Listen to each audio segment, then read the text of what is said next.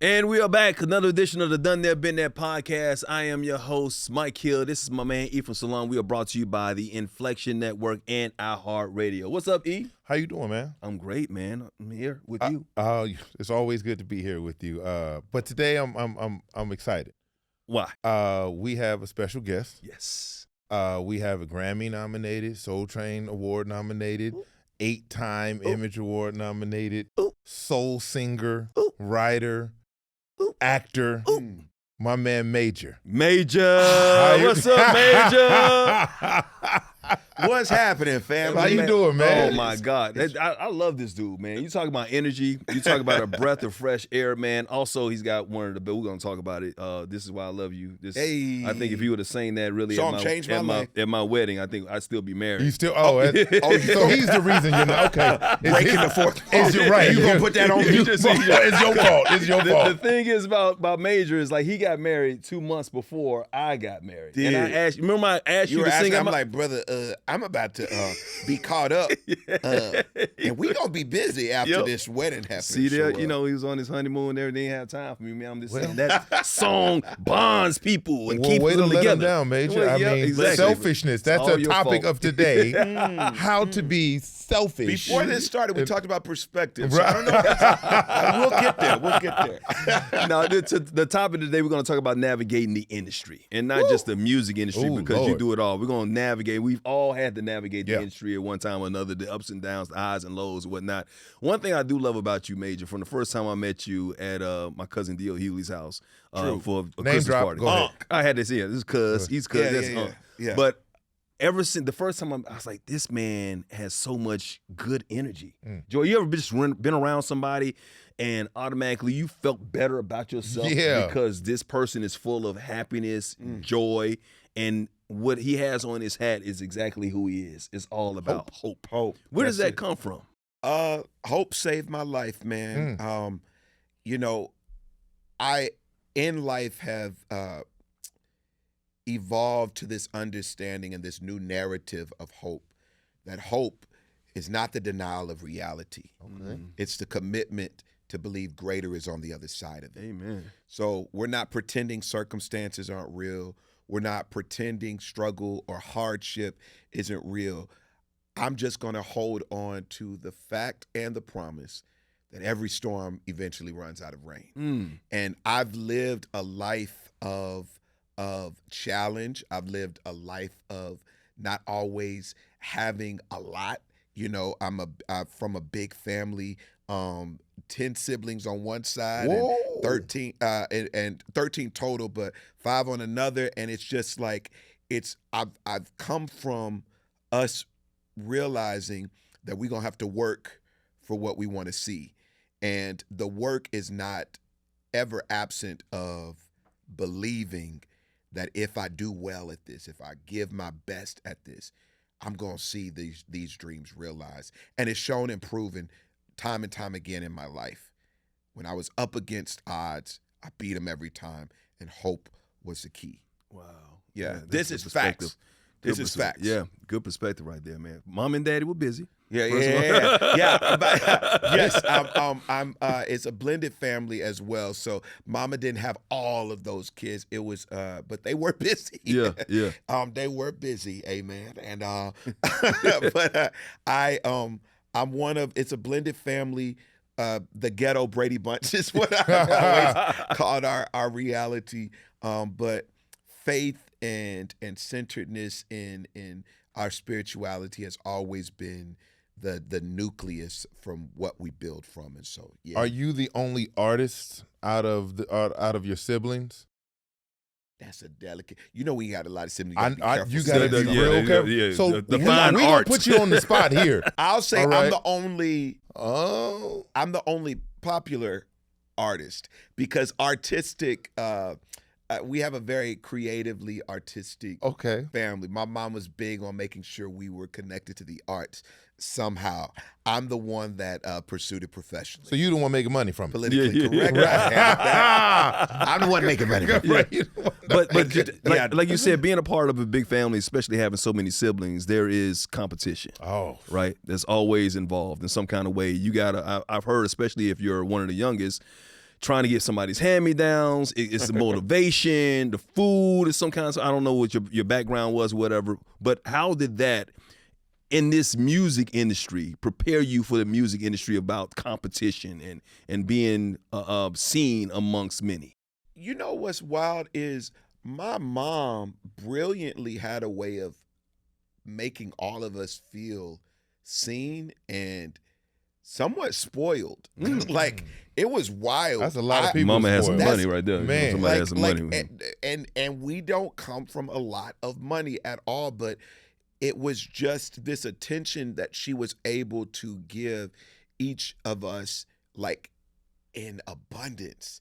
And I think really it's connected to the faith aspect, because when you have faith, when you have hope, you're linked to a superpower that is God, a supernatural, to where it expands your capacity beyond what normal flow would allow. And so, like, we didn't compete too much. However, you did have to speak up, because like, if you wanted seconds, if you wanted, if you wanted this or that, when there wasn't a lot of the option, like, you had to speak up in order to make sure you claimed your space and your territory or whatever you wanted to possess. And I also learned diversity, because I think every single personality is in my family. Yeah, it's disrespectful, moody, and I'll let them pick who they are. You putting people on blast? No. He said he's gonna let them pick. Let them pick. You know who you are. Yeah. When it's 10 of us, they can pick, and you never know. But I think that's what prepared me for the industry, that I was able to experience difference of opinion in mass early on, community early on, collaboration early on. My mom was big on family. You do it together. There's power in the togetherness. You lock in together. And so I've taken that, and I believe that that's what has sustained me and rewarded me in this industry. But I also realize that not everybody has collaboration as a mindset or as a heart. That part. And you kind of have to have a heart of collaboration in order for collaboration to be powerful. Well, to that point, when you talk about collaboration, you talk about the industry and being an artist, has there ever been a time where you felt a certain way about a project, right? Like, this is it. I've given everything, the hope, the love, the support. You turn it over, they listen to it, and they go, well, Major, this is good. Yeah. But we were thinking about whatever, right? How do you deal with that, and how do you address that level of collaboration? So I will say this. We talked about why I love you, and you were saying how if I had sang it at your wedding, that things would be different. Shout out to your we love Cynthia. Yep, always. Both of y'all, my people. But I will say, I'm going to give an example using that song.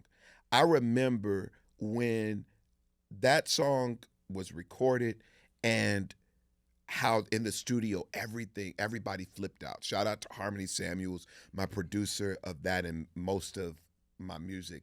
But we recorded that song, and everybody's like, that's the one.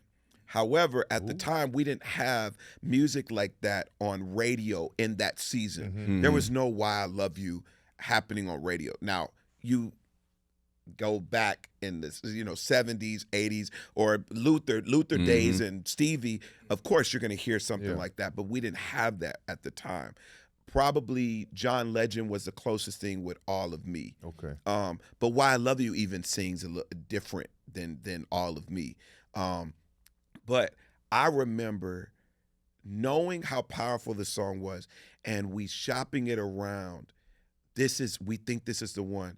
And them saying, yeah, it's too slow for radio. Wow. We need to get something up-tempo. So we have another song called Keep On. That's really fun, really dope, great.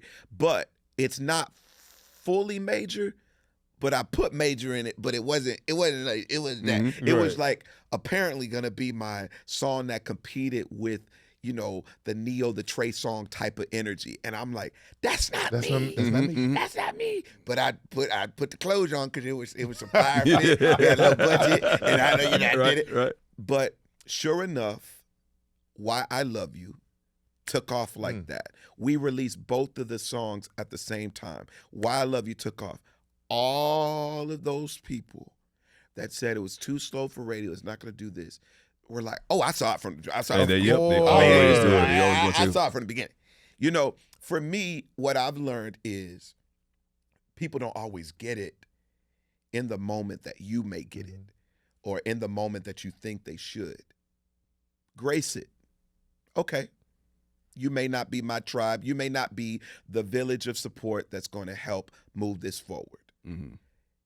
Let me keep going. If I have a yes in my spirit, if I have a yes in my heart, lock into that and know that the right people and the right resources will attract to you. They will be attracted to what it is that you have, and you'll find the people that get it. Fast forward to all those opinions, and I can call them out, but I ain't gonna do it. You know, I mean, you already put your sisters and brothers on. No. Remember, I didn't name them. You try to start something. I'm just being. Hey, look, man. You're a sibling. You understand. You're dangerous territory. But I remember Empire, Ghazi at Empire, an independent and label distributor at the time, was like, I know what this feels like, and this is special. He committed to it, had the whole label behind it.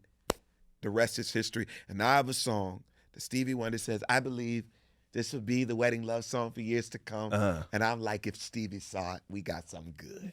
We got something good. And we do. And it has literally changed my life. But bro, we get a lot of that. Yeah. Everybody throws their opinion on stuff they don't understand yet. Isn't that incredible how you can put something out there, and if you don't have the right diversity sometimes in the room, or the right person in the room that has the same ear, the same experience that you have, they just don't get it. I mean, when I was at ESPN and I was there, and everybody thought, oh, he's trying to be like Stuart Scott. He's trying to be like, no, I'm just trying to be me. This is who I am. May he rest in peace. May he rest in peace. I love my man Stuart Scott. But they thought, because, hey, you know, I even had a guy, and I told this story before. I was in the talent office one time, and the guy said, the reason why you're not moving up here is because they feel like you're too ghetto. Straight up. This is what the guy told me. He said, they feel like you're too ghetto, and we already have one of those. Oh, and shit. Bruh. Whoa. I swear to God, this is what, and I was shocked. And the guy told me, "Say you can say who you want to. I'm about to retire, but I'm this old white guy, whatever, and stuff like that." And but I wanted, this is where I'm getting to, because I hear that, and because of what I had already gone through before I got to ESPN, it made me change, and I lost myself. Yeah. So I'm listening to what they want versus what I want to give them, and what is naturally me. But because I have to conform to that, I lost myself, and it took me years to get my voice back. How close has that ever come for you? I mean, I'm challenged with it every single year, every single season. I'm in a season right now where I'm in my soul Americana bag, this gumbo of sounds that I believe are very authentic to me, but I'm trying to, because it's somewhat of an anomaly now. It's been done. Ray Charles did it. They called Ray Charles in the Country Music Hall of Fame. Ray Charles. Most people wouldn't say Ray Charles would be country, but these are real realities. Bill Withers, like it's been done. But oftentimes people judge, and this is very, very key. People judge based on the limitation of their greatest experience. So if a person hasn't experienced something yet, or they're not familiar with something yet, they're not often quick to embrace it until they gain understanding of what that thing is. And for me, it took maturity of growing into, you've rejected some things that you didn't understand. And then in hindsight, you're like, oh, I can rock with that. And so for me, I've learned I gotta reset myself often. But like, Pull that back. Give the grace. It's not always personal. If you understand that the Creator created us with a brilliant design intention specific to each and every one of us, it will unfold well and beautifully in right time. The only key to this thing that will make or break you is your choice to be true to your authentic self. And I believe that there is going to be a great turnaround for you in this season that you are moving in, that's going to show and prove that getting back to the true you is where your superpower is. Yeah. That's the access to it. And there's going to be an abundance that comes as great reward for all of the years lost, all of the time and the tears that you cry in the private and the secret places, because I know what I'm sensing. And I've been there, and it's a frustrating thing. But when you're unique, understand that the unique things are the most powerful things. Right. Beyonce, Bruno Mars, Oprah, these are three very unique things that were told, this does not work. Try this. They locked into their authentic self. Now they are the bar. Right. Because they set a standard. It's something new. And it takes the right ear. And like you said, unless somebody's heard it before, we have these paradigms that are out there. We don't know it because it's new, and we're afraid sometimes of the new. We look at formulas and say that works, right? Instead of trying something. But it takes and you talked about somebody who believed in it. And a lot of times it takes that endorsement. Well, I always say, I think all of us, in order to make it sometimes, we need that Oprah. You know how Oprah can say, Dr. Phil was somebody before Oprah, Oz, Rachel Ray, all those people. But she said, hey, you know what? I like these people. And when she gave these people that endorsement, and all of a sudden, we all liked them. Everybody starts liking them, including the people that probably didn't want to give them a chance before because she said it. You had that, and we all need that in this business. Yeah, but I'm an independent artist. My mama named me Major. That is my real name for everybody wondering. Major is my real name. I just, artistically, I capitalize every letter and put a period after it because I mean that thing. Yeah. And also, to help you on Google, when you type in Major, you find a whole bunch of stuff. But you type in all caps with a period, you find me. Yeah, it is. I, as an independent artist, wrestle with the cosigns that are consistent and wondering who's going to see me, when are they going to see me, when are they going to get it. I have a very, very unique journey. Like, I know what it's like to be amongst A-list company and share stages with that, but I also know what it's like to wonder, is my name on the list? Are they going to invite me? Am I good enough? Am I worthy enough? At the same time. At the same time. And it's a weird dichotomy, but I really believe that for what it's bringing me, it's meant to keep me grounded on my why more than anything, on purpose. Like, at the end of the day, am I connecting hearts? Am I leading people to live in their best life? I believe hope is my assignment. They call me the hope dealer. Tatted it on my arm because I needed it for myself, bro. Okay. This is an interesting season, and we could talk more about this season. But hope is my assignment, and that's hope in love, hope in life, hope in future. And I have to remind myself that at the end of the day, if I am committed to the why, to the purpose of it all, whether it's flagrantly flashy or intimately simple, I'm locked in to what it is that I was designed for. Purpose. Yeah. And it hits different when the story is told later that he showed up no matter what. Right. Whether it's a podcast that's just getting started, or it's a show on ESPN that's been happening for years. He showed up fully and well because he understood at the end of the day, purpose had to be fulfilled. It had to be met. So that's a shift for me. It's not easy, but it's a reshift that I do daily, bro. Mike had said something. He said something about the formula, right? And in today's music industry, there is a formula that's out there for popular music, right? Yeah. Like, how do you, number one, how do you feel about that formula, and how do you fight against trying to conform into that? Because sometimes formula takes you away from who you are and the message you're trying to get across. Whenever you're dealing with humanity, there's an ever-evolving reality. Things come and things go. And I think more than ever, especially in entertainment, the formula that we once knew is not the formula now.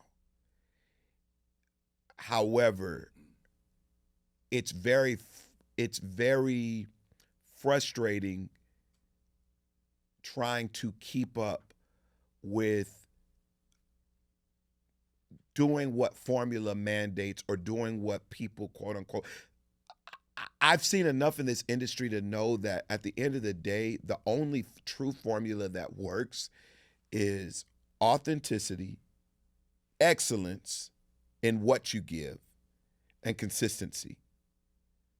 Those three. Like, that's really the formula. We get distracted by a bunch of different formulas that we say work, because I will bring it back. I can say the Beyonce because I saw it up close. I'm from Houston, Texas. We went to the same art school. She's a few years ahead of me. But I remember a teacher saying, "You keep singing like that, it's not going to work." And I said, they're talking about Beyonce's voice. Talking about Beyonce, wow. And I said, I think that might be, the thing that is going to this shit working now. That's going to be the thing that because at the time she only had No, and I think Survivor, but they're like, it's not going to last long because she's not singing correctly, but it was based on a formula and based on how she moved. And I said, maybe that's the thing that's going to get her ahead. I don't know too many people that will question if Beyonce can sing, and if they do, most of them are just haters. Right. But she committed to her authentic self and was consistent and excellent in her ethic to where now she is literally the bar. But I remember when they were saying that's not going to work. So my thing is, you can be inspired from the formula. You can take notes, because oftentimes to get into the room, you got to know how they play the game. Right, you got to play the game. You learn their game, but don't abandon ship of what your authentic self brings, because what you bring, if it's good, they gonna ask for more of that. Yeah. And they, even if they don't know it right at the moment, I've just learned how to be able to dance with the both of them without abandoning that authenticity that I believe is truly the secret weapon, bro. And to follow up on that, like, the landscape of how you release music to the masses has changed. So even if, you're at a label and they're like, well, I don't know, you can literally, as an artist now, just put the music out. Yeah, you can. Is that what we call leaking? Is that what they do? I don't know. Leaking is when you put when something is released without your permission or without, like, outside of the plan. Okay. All right. But some people intentionally leak things because it creates story. Okay. And that's another marketing. It's a marketing tool. Okay. Like, it's a ploy that's. It works for a lot of people. Like, oh my gosh, I can't believe they put that out. Now everybody's searching for it. They find it, and then you're like, well, it's out now. And then it blows up. And it works for a lot of people. It doesn't work for everybody because if people aren't checking for you, they're not checking for you. Yeah. You So you can be like, well, they don't Fix leak that my leak. stuff. They're like, They're like, Patch that shit up. No one cares. Yeah, but we still need infrastructure and strategy when it comes to marketing a thing. Yes, something can become viral. I know what it's like to go viral. I've done it a number of times. Why I Love You goes viral again every other month. It's really, really crazy. It's at 150 million or 60 million, 160 million. I don't know. Talk It's your a lot. shit, man. Talk your shit, man. It's a lot. It's a lot. Let me ball But what $5. I'm saying is, I got you. You want cheese on it? The thing is, a lot of people yes, you can release your own music, but having a marketing machine makes a difference, because there's lots of songs that are released, actually millions of songs that are released in a month's time, more than ever before, because anybody can release. So you have to figure out how you're able to penetrate a already congested space and make people believe that listening to you is worth it. I believe they said over 60 million songs on Spotify and Apple Music have never been listened to once. What? Once. That's some weird stuff. That's a lot. That's a lot of 60 content. million? 60. That's a lot of content. Even if it was just 1 million, never been listened to once. That's the artist themselves not playing their own stuff. They feel But shitty. the thing is, They're dying inside right now. Well, Their mama ain't even streaming. Well, this is the thing, Oh. because it can be, you can be a customer of Spotify or Apple Music and never touch Tidal. You can never touch Pandora. You can never do this, and well, not necessarily Pandora, because Pandora is a little different from those other streaming services, but you can possibly listen to your music on one format and never touch another. So it's possible, but that's how much content is out there. Wow. So when you have a strategy, more than just having money, a strategy, it makes a difference. And that's what I always try to encourage people. Know your strategy first. Resources are important, but if you don't have a strategy, you are just out there spending and wasting money and time. And you know, I'm my degree focus at Berklee College of Music in Boston was entertainment marketing, and so my mind is always thinking of these things, but it's exhausting because the independent route, you end up doing 10 men's work, 10 people's work. There's some great women doing some amazing things out here, but you end up doing the work of 10 folks, and it's a lot. It's a lot. How close have you come to, you see what sells, and the money's out there, the glamour, the glitz and all that, and you probably got a lot of people that's giving you ideas. I mean, as an independent artist, you guys have A&R as well? If you're signed to an independent label, sometimes they do, but not all the time. So have you ever in anything you've been signed up to been given an idea that just totally took you away, but like they're saying this is going to sell if you do this? How tempting is that? How close did you come, and what's the craziest idea that anybody's ever given you? I actually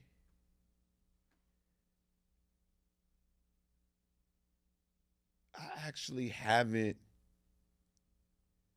been in a circumstance where I've witnessed it for other people, but I haven't yet had to succumb to a circumstance like that. It is very common, but I also think sometimes, like, when people are like, I need you to sing more songs that compete with, and I said it before, Trey songs and Tank and Chris Brown, you're not going to get that from Major. Because first of all, I don't have that language. I was super sheltered growing up. Like, you know, if I heard any R&B, it would be Boyz II Men because they were at the top of the charts. It would be whatever's like at the top of the charts, but it was mainly gospel. But that's what I'm asking. Has there been a time it's like, okay, if you want to do this, this is what you need to become? And has it been tempting? Because we talk about like MC Hammer, for example. Yeah. MC Hammer started off this, whatever, and then gangsta rap came. Next thing you know, you got Pumps in the Bump and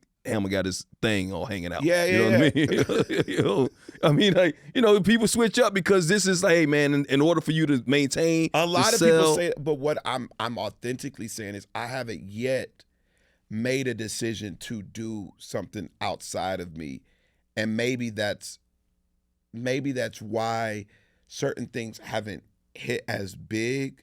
I do know that I've been invited to partake in a space. I'm not going to sing about anything that I haven't lived. And I know there's a lot of folks and artists that are singing about stuff that they are not living. half of them out. Like 90% of them are. And I know a lot of them. And I'm like, why are you're not even doing all that? Yep. And you don't even like that. And it's very strange how people don't mind putting on the costume for it under the guise of this is my authentic self. Now, I don't mind you putting on the costume and saying that's just, you know, me performing and being that. But like, I'm like, you're going to be miserable. And I know a lot of miserable people that present successful because everybody knows them, but they're not living who they are. I have a song that got me my first Grammy nod that's honest. It says, I just want to be honest. With all my faults around me, I may let you down. I just want to be honest. I'm tired of giving you less than true when truth is what is bringing me through. I've been trying to be perfection when broken is what makes us human. I just want to be honest. That song shot up the charts for me, but that was truth for me. Like, I'm not perfect. I'm not perfect. I know I'm the hope dealer, but I'm not perfect. I hurt. I get depressed often. I get stressed.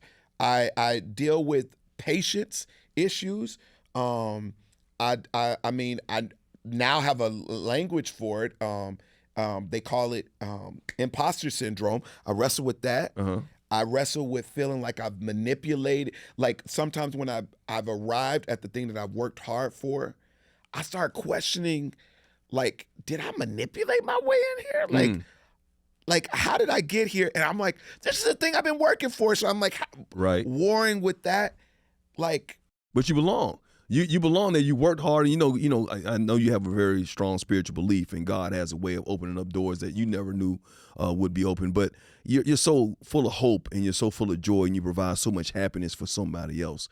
Where do you get that replenishment from? And do you go to therapy? Yeah. Okay. Yeah, I go to therapy. Okay. Shout out to my therapist.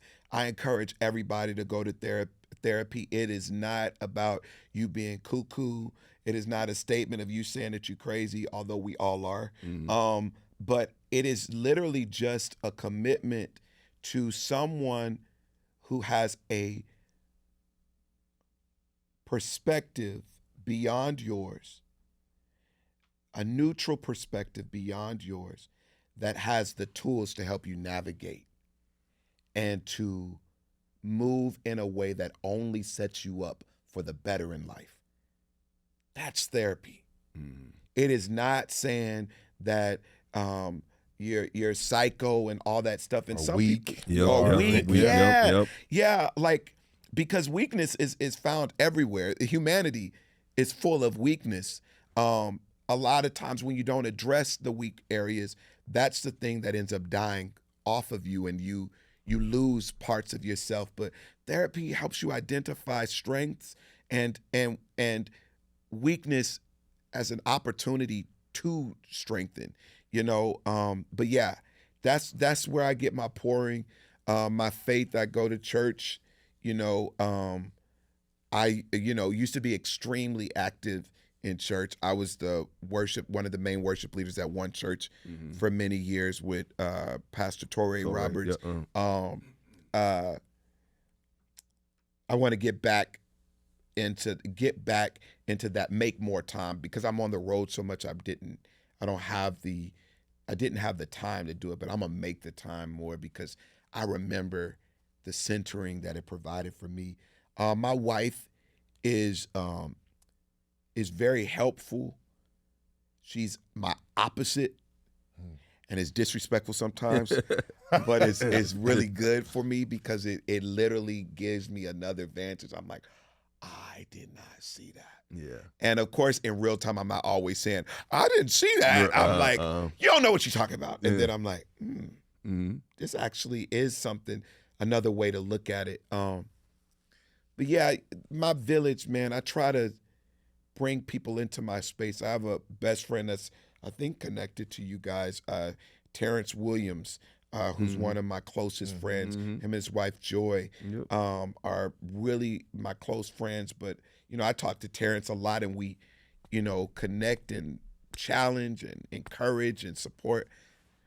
Yeah, you can't do this thing called life alone. No, you definitely need a It's village. foolish to try. You first of all, let me just commend this couch in this area here. You got 3 black men. Yeah. All go to therapy. Yeah. It's powerful. Right? Believe in it. 3 black men, Embrace black it. men in sitting therapy. together right Embrace now. it. Yep. Who individually. Yep. Now, I mean, This is powerful, man. if you don't take anything from any of this, And men. right, like strong for men. real, Yep. for real. Yep. This is great, First, I man. want to commend you, brothers, not only for taking that step, but talking about it, because it's under talked about in our communities. There's a weakness and a softness, as a connotation that's attached to therapy, and we need it the most. But you mentioned your wife and her support. How long have you guys been together? How'd you guys meet? Well, how we met was in high school. Her cousin was my best friend in high school, and whenever I go to like his family events, I'm like, who that? Who that right there? And like, oh, that's Nichelle.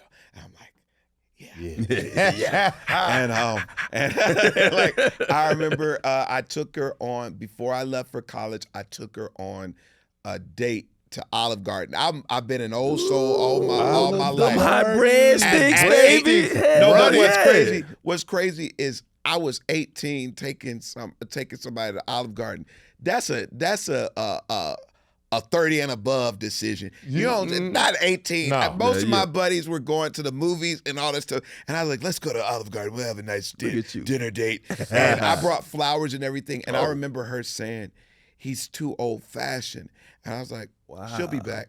Oh. And sure enough, fast forward about 6 years ago, we're at the wedding of her cousin's younger brother got married, and I had to sing "Why I Love You" for the wedding, and I see Nichelle, and You probably was like, yeah.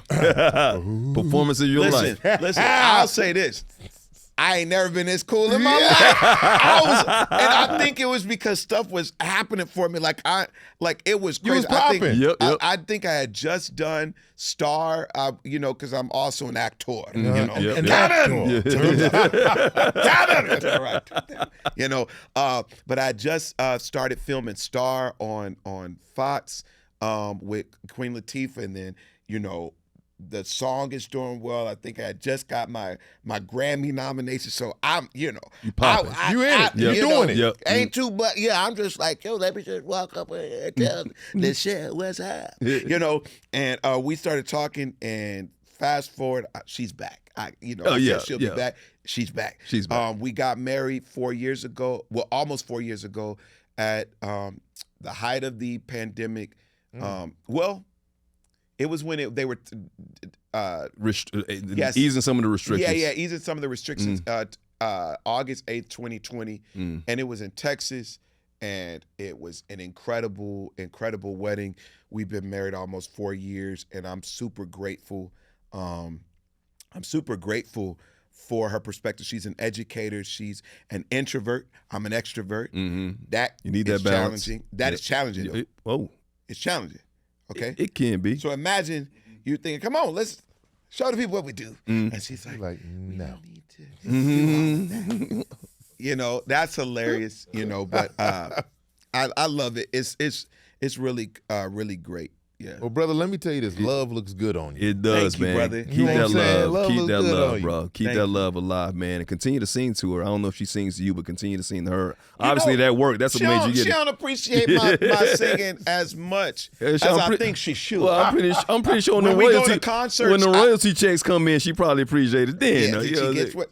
She can have whatever she like. You know, but I remember the thing is, I think because I sing so much, she's like, oh, okay, all right, you okay? Yo, little singing over there. But when I do concerts, I spot her in the audience and she's singing and it's smiling and everything, and I'm like, oh, this is great. You definitely give her a rose for sure. Before we go, man, we do a segment called Unfiltered with the last minute of the show, man, where we ask our guests when they knew they had done their been that, when they knew that one defining moment of their life that kind of changed everything for them.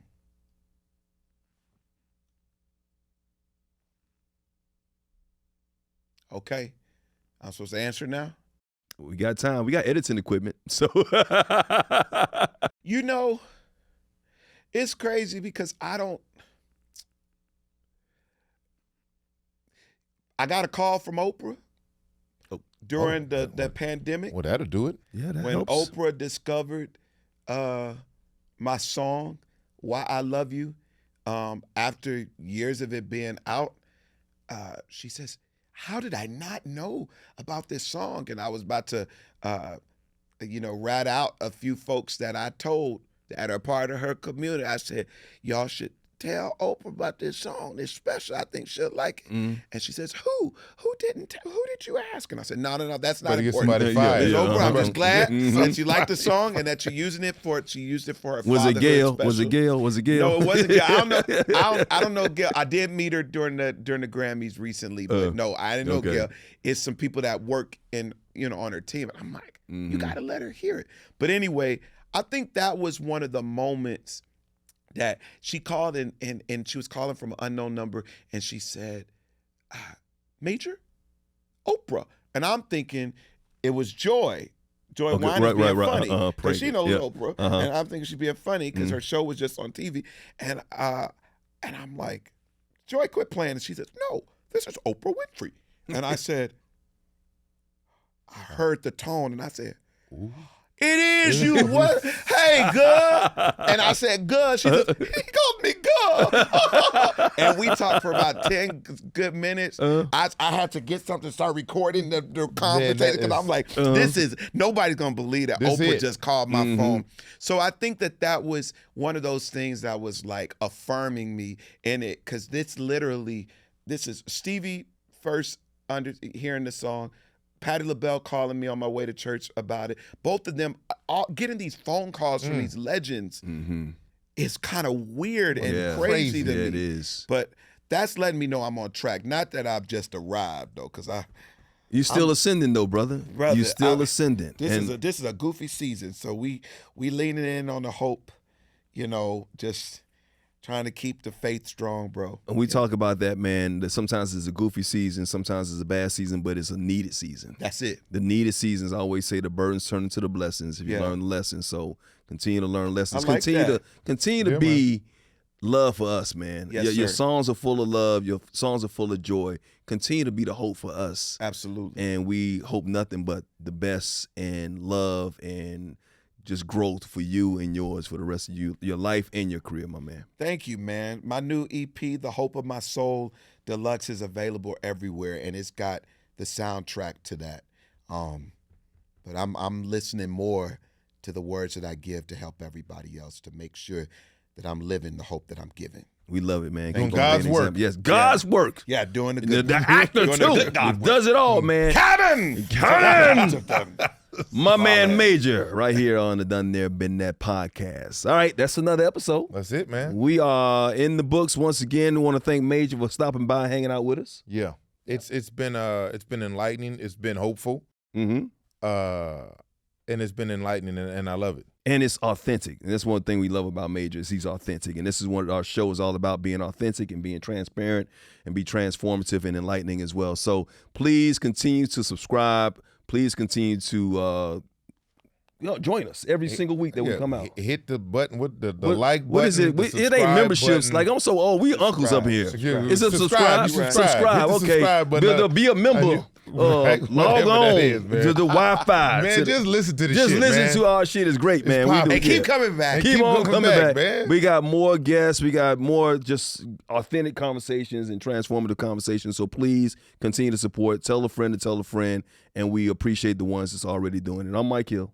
I'm Ephraim Salaam. And we'll see you again next time.